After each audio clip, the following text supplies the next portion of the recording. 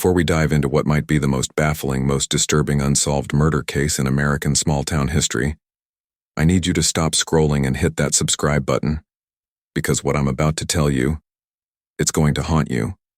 It's going to keep you up at night. It's going to make you question everything you think you know about justice, about truth, about the darkness that can hide in plain sight. This is American Shadow, where we expose the cases that remain unsolved, the mysteries that refuse to be solved, the truths that refuse to come to light. Drop a comment right now. Tell me what state you're watching from, because this story, it could happen anywhere, in any small town, in any community. And that's what makes it so terrifying. Now, let me tell you about Branson, Missouri. Population, 8,000. A small, quiet town where everyone knows everyone, where people leave their doors unlocked, where nothing bad ever happens. Until April 7, 2019, when a beloved member of the community was found brutally murdered in her own home, with no forced entry, no signs of struggle, no witnesses, no suspects, no motive, no evidence, nothing, just a body, and questions. So many questions that remain unanswered to this day. This is the story of Jennifer Martinez, and the murder that has baffled investigators, traumatized a community, and remained unsolved for over 5 years. Let's dive in. The beloved teacher. Jennifer Martinez was 34 years old in 2019. She was a third-grade teacher at Branson Elementary School. Everyone in town knew Miss Martinez. Everyone loved Miss Martinez. Jennifer was beautiful, kind, dedicated. She had a small butterfly tattoo on her shoulder representing transformation and hope. Script on her ribcage that said, "Teach with love." She lived for her students, stayed late every day, spent her own money on classroom supplies, was the kind of teacher kids remembered forever. She was African American in a predominantly white town. But she'd never experienced racism in Branson. The community embraced her, respected her. She was one of them, one of theirs. Jennifer had moved to Branson 5 years earlier, in 2014.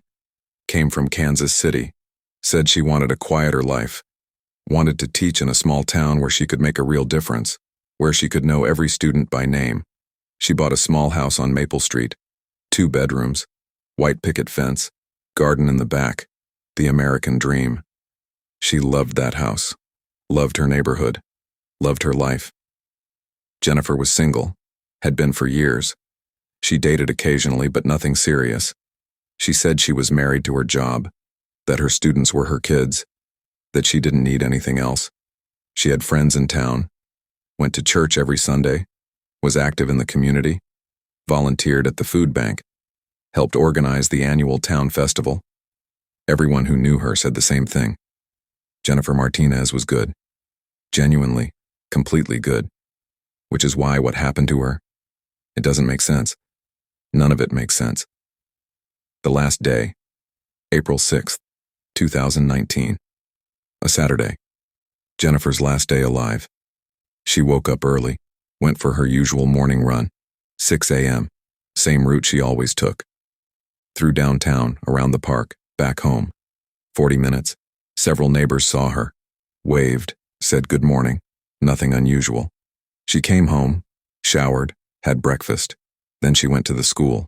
Yes, on a Saturday. She often went on weekends to prepare lessons, grade papers, decorate her classroom. Dedicated doesn't even begin to describe her. The school janitor saw her arrive at 9 a.m. They chatted for a few minutes. He said she seemed fine, happy, normal. She told him she'd be there for a few hours. She left the school around 1 p.m., stopped at the grocery store. Security footage shows her buying ingredients for dinner. She was alone, smiling, chatting with the cashier. Nothing seemed wrong. She went home around 2 p.m. Neighbors saw her car pull into her driveway, saw her carry groceries inside.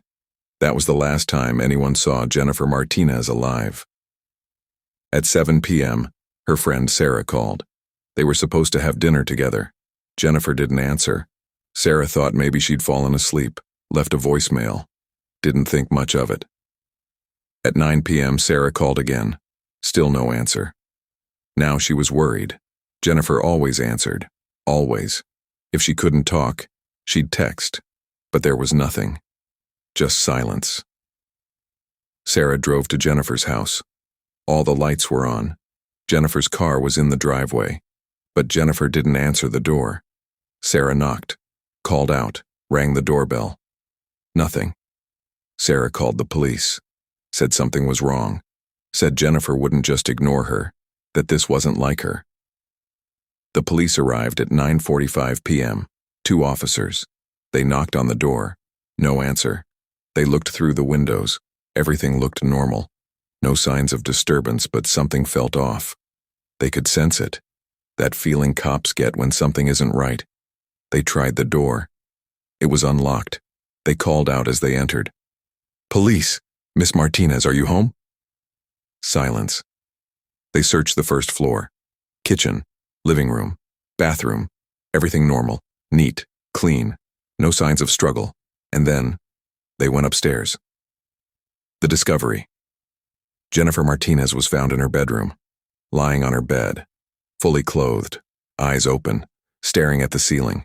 She'd been stabbed, multiple times, 15 stab wounds, chest, abdomen, neck. It was brutal, vicious, personal. But here's what made no sense. There was very little blood. Some on the bed, some on her clothes. But not the amount you'd expect from 15 stab wounds. Like she'd been killed somewhere else and moved to the bed. But where, and why? The bedroom was undisturbed. Nothing knocked over, nothing out of place. The bed wasn't even particularly messy. Like Jennifer had been lying there calmly when she was attacked, or like someone had arranged her body after death. The police searched the entire house. No signs of forced entry. All doors and windows were locked from the inside except the front door, which Sarah had said was unlocked when police arrived. No signs of robbery. Jennifer's purse was on the kitchen counter. Wallet inside, cash, credit cards, all there. Her phone was on the nightstand next to her bed. Laptop on the kitchen table. TV. Electronics. Nothing taken. No signs of sexual assault. Jennifer's clothes were intact. No evidence of any kind of assault beyond the stabbing. No murder weapon. The knife used to kill Jennifer was never found. Police searched the house, the yard, the neighborhood. Nothing. The killer had taken it with them. No witnesses. None of Jennifer's neighbors saw or heard anything unusual. No screams. No sounds of struggle. No suspicious vehicles. Nothing. And here's the most baffling part. The medical examiner determined that Jennifer had been dead for approximately 4 to 6 hours when she was found at 10 p.m., which meant she was killed somewhere between 4 and 6 p.m. But neighbors saw her arrive home at 2 p.m., and nobody saw anyone else enter or leave her house all day. So either the killer was already inside waiting for her, or Jennifer knew them and let them in willingly. The investigation was about to get even stranger. The investigation begins. The Branson Police Department had never dealt with a murder before. Not in the town's 100-year history. This was unprecedented. They called in the Missouri State Police for help. Detectives descended on Branson. They interviewed everyone who knew Jennifer, friends, colleagues, students' parents, church members, neighbors, everyone. And what they found was nothing. No enemies, no conflicts, no one who had any reason to want Jennifer dead. Her ex-boyfriend from Kansas City was cleared immediately. He had a solid alibi, was with his new girlfriend in Kansas City all weekend. Dozens of witnesses, phone records, credit card receipts. He wasn't involved. Her colleagues loved her. No workplace drama, no jealousy, no conflicts. Everyone said Jennifer was the nicest person they'd ever met. Her neighbors said she was quiet, friendly, no loud parties, no suspicious visitors, no problems. The perfect neighbor. Her church said she was devout, kind, generous. Everyone adored her. No conflicts, no drama, nothing. The students' parents said she was an angel, changed their kids' lives, made them love learning, was patient, caring, wonderful. Nobody had a bad word to say about her. Detectives were stumped. Usually, murder victims have someone who wanted them dead. An angry ex, a jealous friend, A disgruntled colleague? A sketchy acquaintance? Something. Someone. But Jennifer? Nothing. She was beloved. Universally beloved. So who would want her dead? And why? The strange clues. As detectives dug deeper, they started finding things. Small things, strange things, things that didn't quite add up. First, Jennifer's computer. Detectives analyzed her browsing history, her emails, her social media, looking for threats, harassers, anything suspicious. What they found was weird. In the weeks before her death, Jennifer had been researching something. Extensively. She'd been looking up articles about witness protection programs, about changing your identity, about disappearing. Why would a small-town teacher with no enemies need to know about witness protection? Detectives contacted the FBI, asked if Jennifer was in witness protection. The answer was no. She'd never been involved in any federal cases, never testified against anyone, had no connection to any criminal activity. So why was she researching this? Second, Jennifer's phone records. She made very few calls, mostly to friends, family in Kansas City, colleagues, normal stuff. But there was one number she'd called repeatedly in the months before her death, a number that didn't match anyone in her contacts, a burner phone, untraceable, registered to a fake name and address. Detectives tried calling it. The number was disconnected. Whoever owned that phone, they'd gotten rid of it right after Jennifer's death. Who was Jennifer calling? And why use a burner phone? Third, Jennifer's bank account. She made $38,000 a year as a teacher, modest salary, should have had maybe $10,000 to $15,000 in savings. But when detectives checked, she had $83,000. Where did that money come from? They traced every deposit, her salary, birthday checks from family, tax refunds, everything accounted for, except an extra $50,000 that had appeared in her account over the past 3 years. Regular deposits, $2,000 here, $3,000 there, coming from various sources, cashier's checks, money orders, all legitimate, but all from different banks, different states, no pattern, no explanation. Jennifer had never mentioned this money to anyone, never explained where it came from, never spent much of it, just let it accumulate. Was someone paying her? And if so, for what? The theories. As the investigation continued, theories started to emerge. None of them made complete sense, but they were all that detectives had. The secret life theory. Maybe Jennifer wasn't who she claimed to be. Maybe she had a secret past. Maybe she'd been involved in something in Kansas City, something dangerous, and someone from that past had found her in Branson and killed her. This would explain the witness protection research, the burner phone, the mysterious money. Maybe she was hiding from someone, running from something, and it finally caught up to her. But detectives investigated her entire history. Birth certificate, school records, employment history, everything checked out. Jennifer Martinez was exactly who she said she was. No aliases, no fake identities, no hidden past. So this theory, probably not. The random killer theory. Maybe Jennifer's murder was random. A stranger passing through town saw her, followed her home, waited for the right moment, killed her. This would explain the lack of motive, the lack of suspects. If it was a stranger, someone nobody in Branson knew, they could have killed Jennifer and left town without anyone noticing. But this theory has problems too. There was no forced entry. Jennifer let her killer in, or they had a key. That suggests she knew them. Plus, the murder was personal. 15 stab wounds. That's rage. That's personal. Strangers don't kill like that. That's how you kill someone you know, someone who hurt you, someone you have history with. So this theory, also unlikely. The love triangle theory. Maybe Jennifer was involved with someone married, someone who needed to keep the relationship secret. And when Jennifer threatened to expose the affair, they killed her. This would explain the burner phone. Secret calls with a married lover. The mysterious money. Maybe he was giving her money to keep quiet. Or maybe he was supporting her financially. And when she threatened to tell his wife, he snapped. Came to her house, argued with her, and killed her. Detectives investigated this angle hard, looked at every married man Jennifer had contact with, teachers at her school, parents of her students, men at her church, everyone. They found nothing, no evidence of any affair, no suspicious relationships, no married men who had any connection to the burner phone or the money.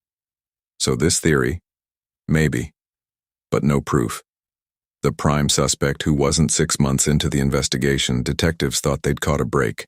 They found a man, Robert Chen, 42 years old, living 2 towns over. Robert had a record: assault, breaking and entering.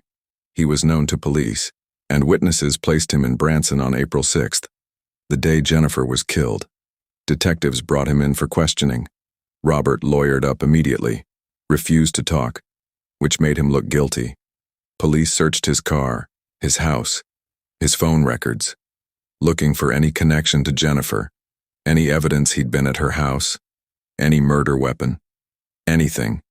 They found nothing. No connection to Jennifer, no evidence he'd ever been to her house, no murder weapon, no blood, no DNA, nothing. Robert's lawyer provided an alibi. Robert had been in Branson that day, but he'd been at a construction site all afternoon, working. Dozens of witnesses confirmed it. He couldn't have been at Jennifer's house between 4 and 6 p.m. Detectives had to let him go. He wasn't their guy. Back to square one. The community was frustrated, scared. A killer was walking free. Someone in their town, or someone who'd passed through, had brutally murdered a beloved teacher, and nobody knew who, or why, or if they'd strike again. The breaking point. 1 year after Jennifer's murder, the investigation hit a wall. Detectives had interviewed over 300 people, followed hundreds of leads, analyzed thousands of pieces of evidence, and they had nothing. No suspects, no motive, no murder weapon, no witnesses, no answers. The case went cold. Not officially, but practically. Detectives had exhausted every avenue. There was nowhere else to go. Jennifer's family was devastated.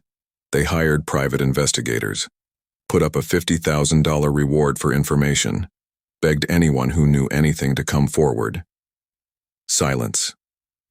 The town of Branson changed. People started locking their doors, installing security systems, looking at their neighbors with suspicion. The innocence was gone. The safety was gone. The trust was gone. Jennifer's classroom at the school became a memorial. Students left flowers, cards, drawings. Parents brought teddy bears, photos, candles. The school eventually turned it into a library. The Jennifer Martinez Memorial Library, a tribute to the teacher who'd loved her students so much. But nobody could forget. Nobody could move on. Because the question remained: who killed Jennifer Martinez? And why? The new evidence. 2 years after the murder, in April 2021, something happened. Something that changed everything. A woman came forward. Lisa Thompson. She'd been Jennifer's neighbor, lived 3 houses down. Police had interviewed her back in 2019. She'd said she hadn't seen anything unusual. But now she was saying something different. Lisa came to the police station, said she'd been terrified to speak up before, but she couldn't live with the guilt anymore. She had to tell the truth. "I saw someone," Lisa said. "That day, April 6th, around 5 p.m., I saw someone leave Jennifer's house." Detectives couldn't believe it. "Why didn't you tell us this 2 years ago?" "Because I was scared," Lisa said. "Because I wasn't sure what I saw. Because I didn't want to be wrong. But I can't keep quiet anymore. Jennifer deserves justice." "Who did you see?" detectives asked. "A man," Lisa said. "White, maybe late 30s, early 40s, wearing a baseball cap, sunglasses. I didn't see his face clearly. He walked out Jennifer's front door, got into a dark sedan, and drove away. Why didn't this car show up on any security cameras? Detectives asked. Several homes in the neighborhood had cameras. He parked on the next street over, Lisa said. Walked through the backyards. That's why I noticed him, because he didn't come from the street. He came from behind the houses. This was huge. This was the first witness they'd had, the first person who'd seen anyone at Jennifer's house that day. But there were problems. Lisa's description was vague. No face, no license plate, no distinguishing features, just a white man in a baseball cap. That could be anyone. And why had she waited 2 years to come forward? Was she telling the truth? Or was she just seeking attention? Maybe wanted that $50,000 reward? Detectives investigated. Asked Lisa to take a polygraph. She passed. She wasn't lying. At least the polygraph said she wasn't lying. But the man she described, they couldn't find him. They showed her photos of every man in Branson who fit that description. She couldn't identify anyone. Said she never got a good look at his face. Another dead end. Another frustrating, maddening dead end. The conspiracy theories. As the case dragged on, conspiracy theories started to emerge. People in Branson had their own ideas about what happened. Some plausible, some insane. But all of them showed how desperate the community was for answers. Police cover-up. Some people believed the police knew who killed Jennifer but were covering it up. Maybe the killer was someone important, someone with connections, someone who couldn't be touched. This theory gained traction when the lead detective on the case suddenly retired 6 months after the murder. No explanation. Just retired. Moved out of state. Refused to talk about the case. People said he'd been paid off, threatened, forced to keep quiet. The truth was being hidden, but there was no evidence of this. The detective had a clean record. No suspicious bank deposits. No signs of corruption. He just retired. Sometimes people do that. The witness protection connection. Remember Jennifer's internet searches about witness protection? Some people believed she actually was in witness protection, that she'd testified against someone dangerous, and the federal government had given her a new identity in Branson. And when her old life caught up with her, the killer found her and eliminated her. And the FBI was covering it up to protect their program. But the FBI investigated, said Jennifer had never been in their system, never been a witness, never had a new identity. This theory was just that. A theory. The secret family. Some people believed Jennifer had a secret family, a husband, kids, a whole other life she was hiding, and when that life collided with her Branson life, someone killed her to keep the secret. This would explain the mystery money, the burner phone, the strange behavior before her death. But investigators found no evidence of a secret family. No marriage certificate, no kids, no other property, no nothing. If Jennifer had a secret family, she hid it perfectly. The similar case. 3 years after Jennifer's murder, something chilling happened. Another murder. Same circumstances. Different town. In May 2022, a woman was found dead in her home in Joplin, Missouri, about an hour from Branson. Her name was Patricia Williams. She was 38. Also a teacher. Also single. Also beloved by her community. She'd been stabbed.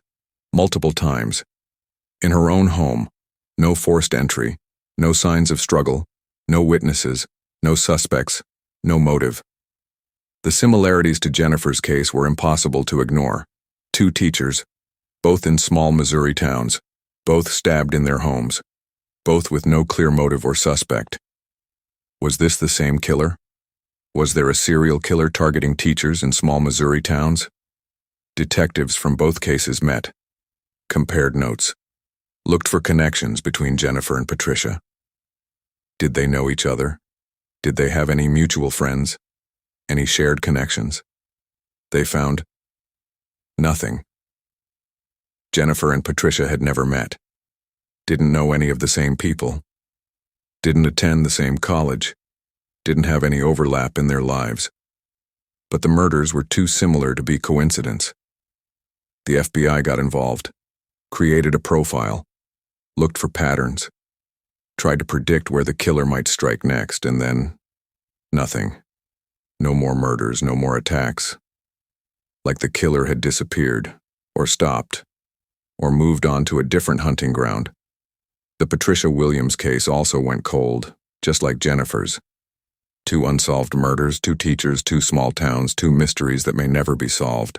Where the case stands today.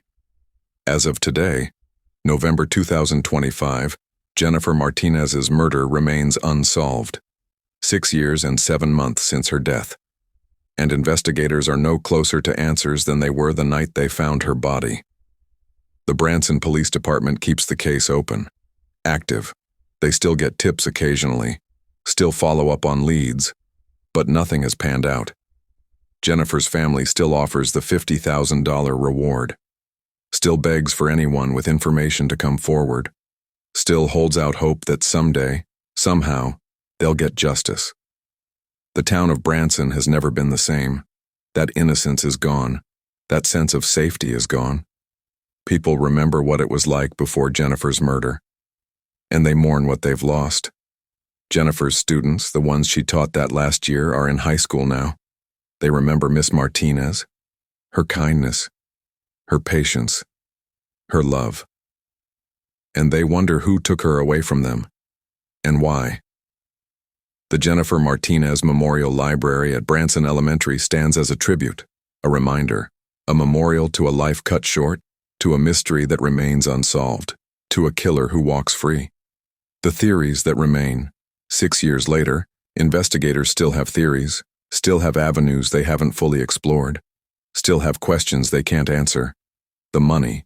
Where did that $50,000 come from? Who was giving Jennifer money and why? Was she being paid for something? Blackmailing someone? Protecting someone? Working for someone? The burner phone? Who was she calling? Why the secrecy? What was she hiding? Was it a lover?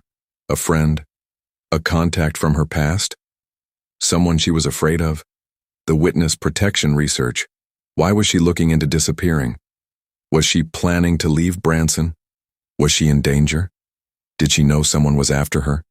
Lisa's testimony. Did she really see a man leaving Jennifer's house? If so, who was he? And why has he never been found? Did he kill Jennifer? Or was he there for another reason? The similarities to Patricia Williams. Are the cases connected? Is there a serial killer? Or are the similarities just tragic coincidence? These questions haunt investigators. Keep them up at night. Make them question everything they think they know about this case. The possible explanations. After 6 years of investigation, here are the most likely explanations for Jennifer Martinez's murder. None proven, all speculation, but the best theories investigators have. The secret from the past. Jennifer was hiding something from her past. Something serious. Maybe she witnessed a crime in Kansas City. Maybe she was involved in something she couldn't talk about. And someone from that past tracked her to Branson and killed her to keep her quiet. The money was payment for her silence. The burner phone was her contact with whoever was paying her. The witness protection research was her plan to disappear if things got dangerous. But she didn't move fast enough. The killer found her first, entered her home. She knew him, so she let him in. They argued, he killed her, and disappeared before anyone noticed. This theory explains everything.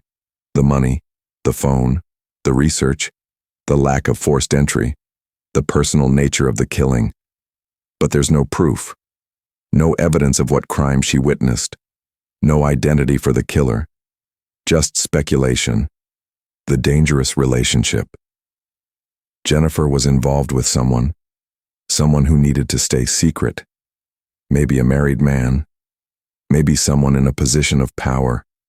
Maybe someone with a family. Someone who couldn't afford to be exposed. The relationship was going well. He was giving her money, calling her on burner phones to avoid detection. Everything was fine, until Jennifer wanted more. Wanted him to leave his wife. Wanted him to go public. Wanted him to commit. He refused. She threatened to expose him. He panicked. Came to her house. They argued.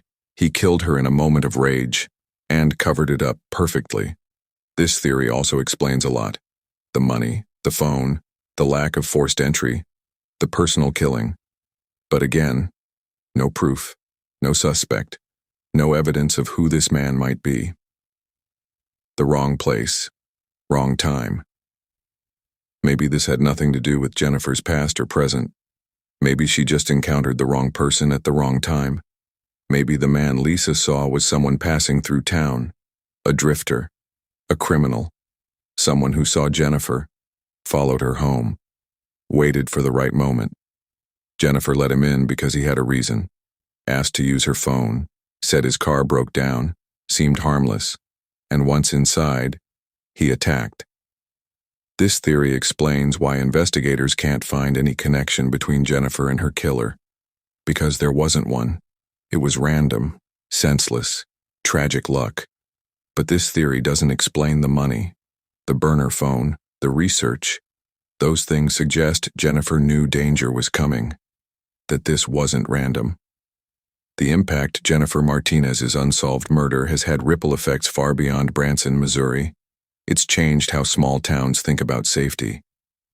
Branson isn't the only place where people now lock their doors, where they look at strangers with suspicion, where they wonder if evil can hide in their quiet communities. It's impacted how law enforcement handles unsolved cases. The Branson PD has used Jennifer's case as a teaching tool. What to do when you have no suspects, no evidence, no clear direction. How to keep investigating when all the obvious leads have dried up. It's affected how teachers think about their safety. Jennifer was killed in her own home on a Saturday afternoon. She thought she was safe. She was wrong. Now teachers across the country install security systems, take self-defense classes, vary their routines, because Jennifer's murder taught them that being beloved doesn't make you safe. And it's haunted everyone who knew Jennifer.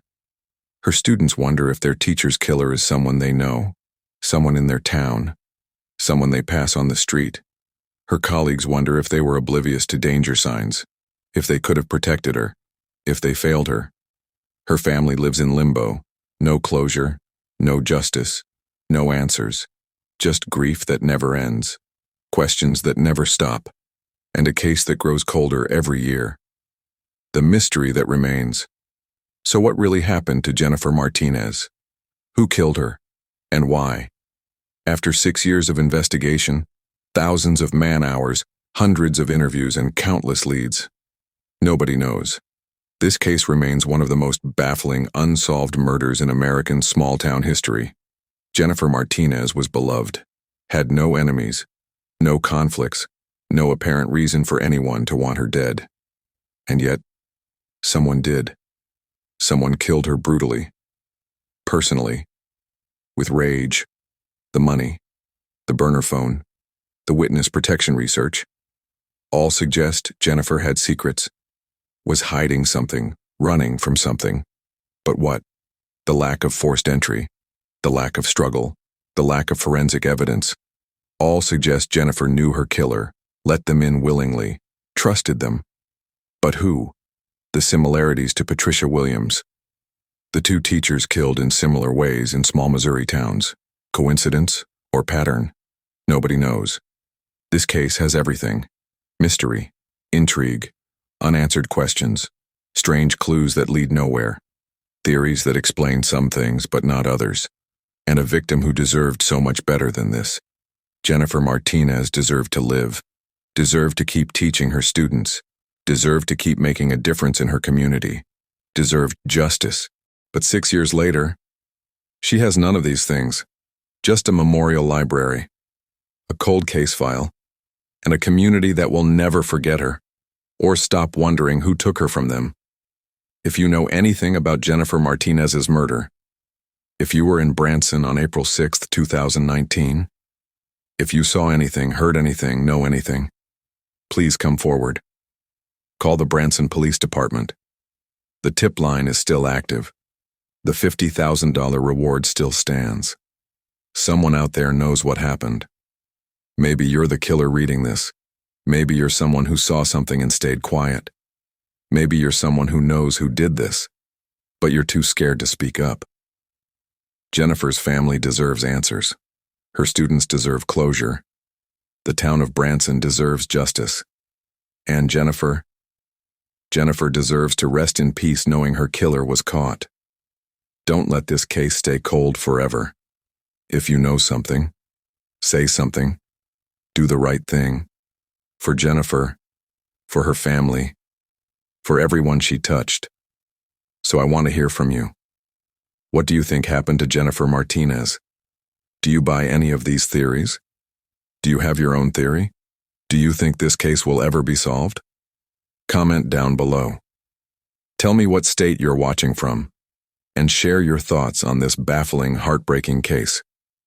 If this story impacted you, if it made you think, if it reminded you that evil can hide anywhere, hit that like button. Share this video. Maybe it reaches someone who knows something. Maybe it generates a new tip. Maybe it helps solve this case. And subscribe to American Shadow. Because we don't just tell you stories, we expose the truth, we seek justice. We give victims like Jennifer Martinez a voice even when justice fails them. This has been American Shadow, where we shine light into the darkest corners, where we refuse to let cases go cold, where we remember the victims who deserve to be remembered. Rest in peace, Jennifer Martinez. We haven't forgotten you, and we'll never stop looking for answers. Until next time, stay safe, stay vigilant, and remember, sometimes the most dangerous mysteries are the ones happening in your own backyard.